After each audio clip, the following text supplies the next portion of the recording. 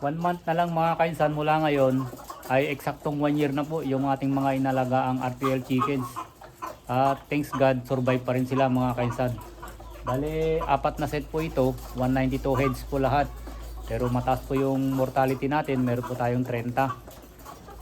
Thanks God pa rin mga kainsan at eto, mula sa ating likuran tapos na po yung ating pangalawang kulungan ng ating mga RTL chickens. So sana mga kaisan darating po yung supplier natin ng manok ngayon. Ang sabi kasi parating sila ngayon, galing po sila ng Bantay, Ilocosur, kaya hihintayin po natin hanggang mamayang gabi kung parating po sila. May hawak po ako na pera mga kaisan. Sira po yung aking cellphone. Napakahirap pong gamitin kaya nag-iisip ako kung bibili ko po ito ng cellphone o babawasan. So naisip ko mga kainsan is lang muna tayo sa ating lumang cellphone at i-business po natin ito. Ibabayad lang muna natin sa ating mga in-order na RTL chickens mga kainsan. Mula po dito sa ating likuran mga kainsan ay kadugtong lang po nitong unang kulungan na po natin. Bali nagpa-extend po tayo. Ang sukat po nito mga kainsan ay 20 feet, 10 feet yung taas at 12 feet po yung lapad. At meron po dito tayong pinagawang bodega mga kainsan.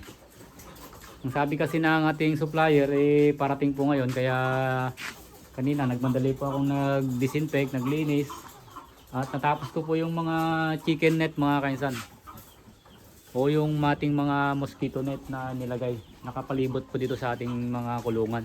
Ito po yung ating mga nilagay na mosquito net mga kainsan para makaiwas po tayo sa langaw at sa mga lamok mga kainsan.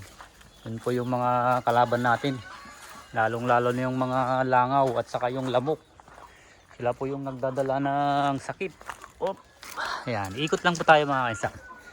Ito po, nakapaikot po dito mga kainsan. Ayan, bali ito po yung septic tank. Ayan, dito po sa likod ng bodega. Ito yung mga taniman natin. Ito po, ayan, naka-screen din po yan mga kainsan at saka mosquito net. Ito po yung unang natin, Luna Trapal. Bakas po ng malakas na bagyo yan mga kainsan, kaya ganyan na, gutay-gutay na. Ayan. Itong unang septic tank natin ay meron siyang drainage. Ito po yung malit na septic tank natin, saka yung drainage niya.